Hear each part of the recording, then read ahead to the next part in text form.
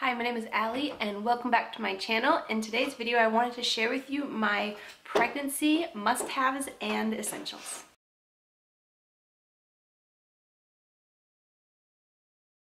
So to give a quick bit of a backstory, my name is Allie and welcome to my channel, and I make mommy and lifestyle videos, and I'm currently pregnant with baby number 5, and so this being my 5th pregnancy, I feel like I've learned a lot of things and tips and different stuff over the past 5 pregnancies now, and so I thought I would sit down and share with you some of my tips and things that I have learned that might not be your typical, I guess, essentials and tips and stuff for pregnancy, but things that have definitely helped me and I hope will help other mamas who are also in this season of life.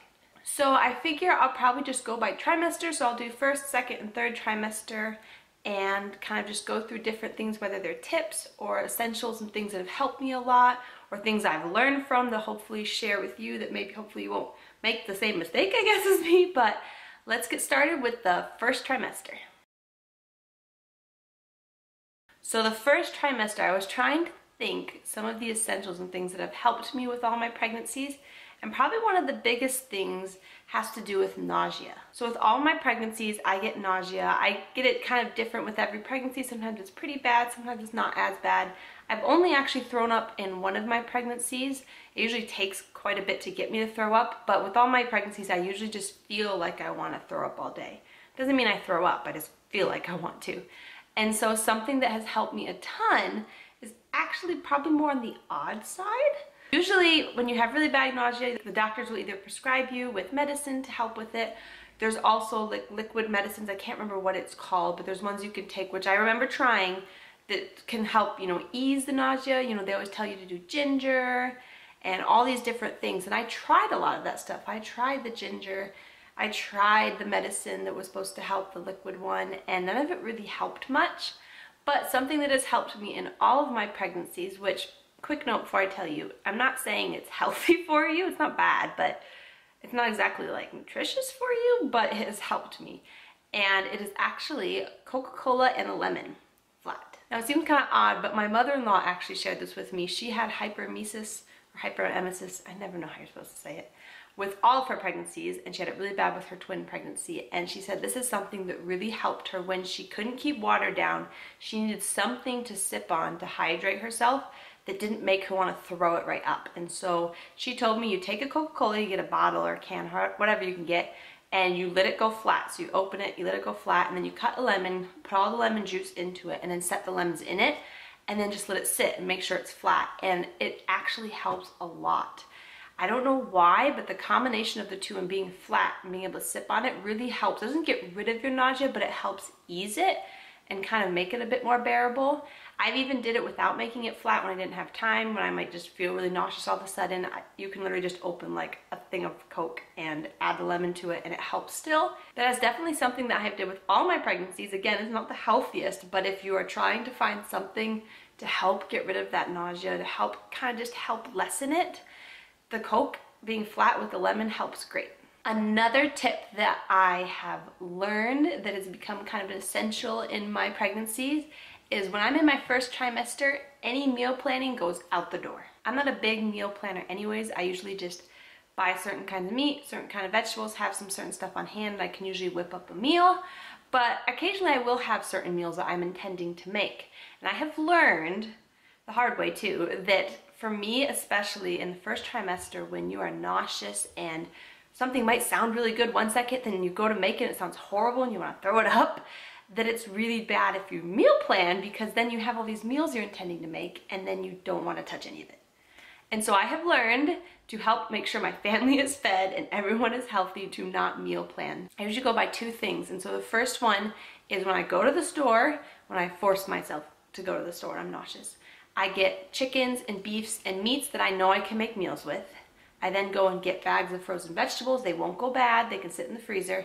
And then I get just basic things. So that way, if something sounds okay and I'm feeling up to it, I can whip together a dish quickly before it sounds bad and have my family fed. And sorry for the light, it's like coming in and out, and so I'll seem like bright one second and then it's dark the next, but it's sunny out. And then my other thing I do is I also make meals that I can make that I can put together really quick and throw it in the oven or throw it in an Instapot or something, and get away from it. So if something sounds really bad, I don't want to eat it, or I'm like in the process of making it and all of a sudden it sounds bad, I can quickly get it in the oven, like run away from it and still have my family fed, and I'll eventually get around to hopefully finding something to eat. But those two things have helped me a lot when I am very nauseous, to kind of go by those two standards, and they help a ton. So I really get rid of meal planning when I'm in my first trimester. Moving on to the second trimester.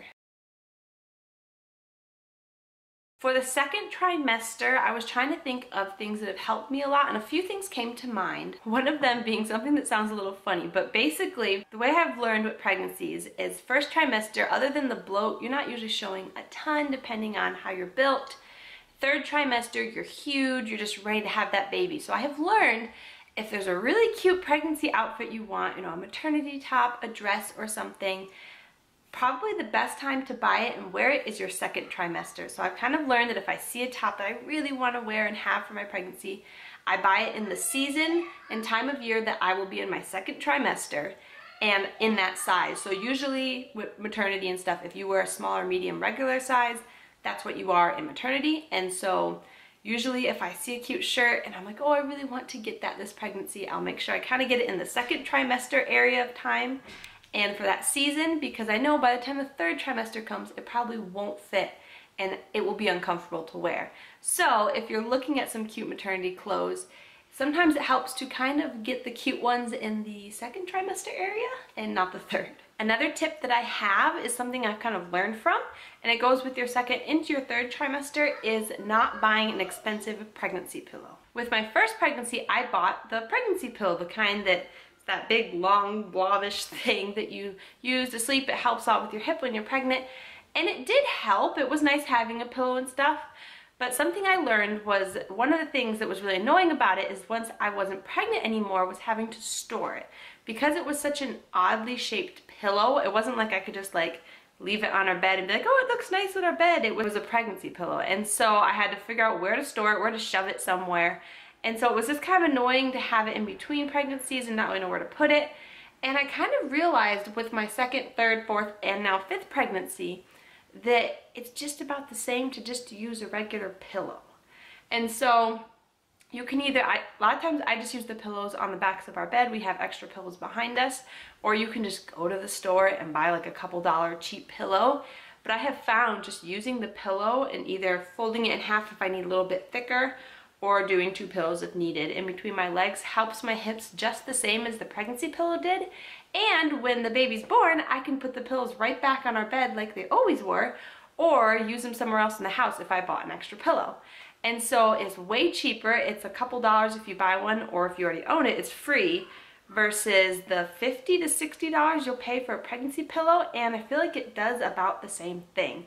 And so that's something I learned in my first pregnancy and have changed for the rest of them, and has helped to save money. Now moving on to the third trimester. I am currently 27 weeks pregnant today, so in 1 week I will be going into my third trimester, if I'm remembering right. And so I'm kind of going into this stage right now. This is my fifth pregnancy, so I've been in the third trimester many times, and I have a few different things that have helped me a lot in those last weeks and months of pregnancy. The first one has to deal with heartburn. Now, I fully believe the old wives' tale that says the more heartburn you have, the more hair your baby has, because without fail, with all of my pregnancies, the more heartburn I have, my kids have more hair.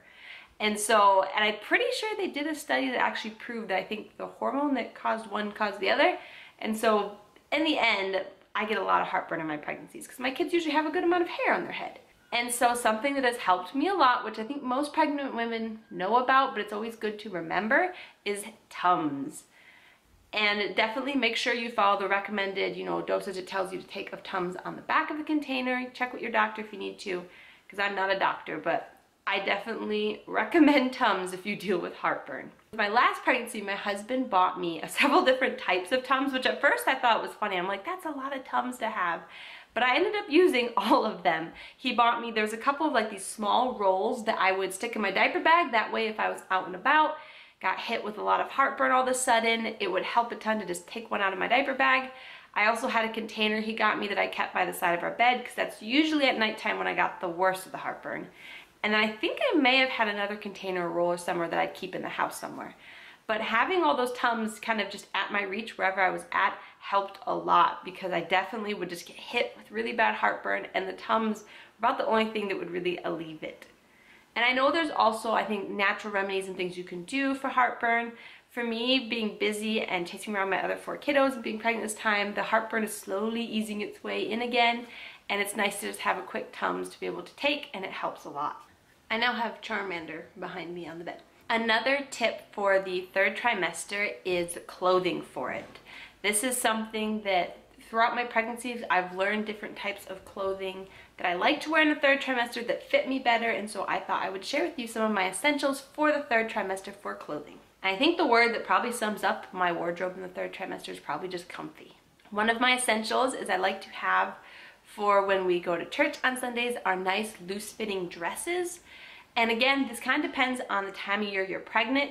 Usually if I'm pregnant and it's a bit colder, I can usually pair a nice loose-fitting, comfy but cute dress with some maternity leggings and a cardigan, or I can kind of switch it up a little bit. But that is something I definitely love to have, especially when I've been pregnant in the summer. That's definitely an item I love to have in the 3rd trimester, is just a really comfy dress. And it doesn't always have to be maternity. It's actually funny, but a lot of the clothes in my wardrobe that I really like to wear in my pregnancies are actually not maternity. I have, you know, maternity pants and things like that. But I have learned that sometimes, like with dresses, that maternity dresses can be similar to actually regular dresses depending on how it's structured. And so a lot of times if I'm looking at the dresses, I mostly just look if it's like an empire waist, how long it is, and then like the build of it. And a lot of times, like I have a dress in my closet right now that's almost too small now, but I've been able to wear it for weeks now. It's not maternity at all. It's a cute dress. I think it was from Target originally. I got it at a Goodwill for $6, but it's been a really cute maternity dress, and it's not even maternity. Along with comfy dresses to wear in the 3rd trimester, another thing that I love to wear most of my pregnancy, but especially in the 3rd trimester, are maternity leggings. There's just something about having a really comfy pair of leggings that you can just lounge in all day long when you are big and pregnant. I love to take my maternity leggings, pair it with a cute kind of chunky bigger maternity sweater, or kind of pair it with something that covers my bottom but that is comfy, or I wear them as my lounge pants around the house all day. But maternity leggings definitely are so nice to have in your 3rd trimester. Another clothing tip, and this is more if you've had more than one baby, but in my 3rd trimester especially, I have learned that I usually overly stretch out like my maternity tank tops, and so I've learned that every pregnancy or every other pregnancy I've had to buy new maternity tank tops for that coming pregnancy, because in my 3rd trimester, I usually stretch out quite a bit my maternity tank tops. And so for the 3rd trimester, if you've got the big, you know, looser fitting maternity tank tops, those are great to wear underneath shirts and pieces that you're gonna wear. And then usually just to remember that if you have another baby, you'll probably wanna buy some smaller ones because they're quite stretched out. And then lastly, for maternity clothing for the 3rd trimester, and this is not exactly clothing, but it's something you always wear, are shoes. And this will depend on the time of year. With all my boys who are born into the early fall, I live in like flip-flops or my Birkenstock shoes, and that's pretty much all I wear because I don't have to bend to put them on. They're easy to slip on, and they're not too snug if your feet swell a little bit. So definitely if you have a summer or early fall or even early spring pregnancy, just have a pair of flip-flops or sandals, and those are great in the 3rd trimester. It gets a little harder like this pregnancy and my one with my daughter Tiffany being due in the winter. It's always never fun having to bend down in your 3rd trimester and put on socks and put on shoes.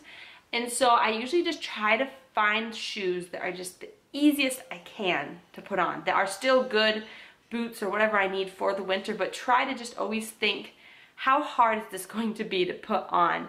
It may be cuter to get one that takes a little bit more work to put on, or tying shoes, but in the end, when you're huge and pregnant, you're gonna be so thankful you bought easy to put on shoes. I think that's all for the different essentials for clothing that have helped me immensely in the 3rd trimester. And I think the only other tip, which this is not exactly an essential or something that you can get, but I think another tip that has helped me a lot in the 3rd trimester is You know, if you need to nest, do your nesting, you know, write your birth plans and all that, but know that in the end, as long as mommy and baby are healthy and safe, that's all that matters, and children are truly a blessing from the Lord, and to just enjoy those last weeks of being pregnant. It can be hard with the pains of pregnancy and feeling so huge and just being excited, but also just wanting that baby to come. But I truly want to encourage you to enjoy those last few weeks. They're precious and they're special as a time in your family as you're waiting to have your new baby and getting excited for the arrival. But I just wanted to encourage you that if you are a mama and you're getting close to the end of your pregnancy, to truly enjoy these last weeks.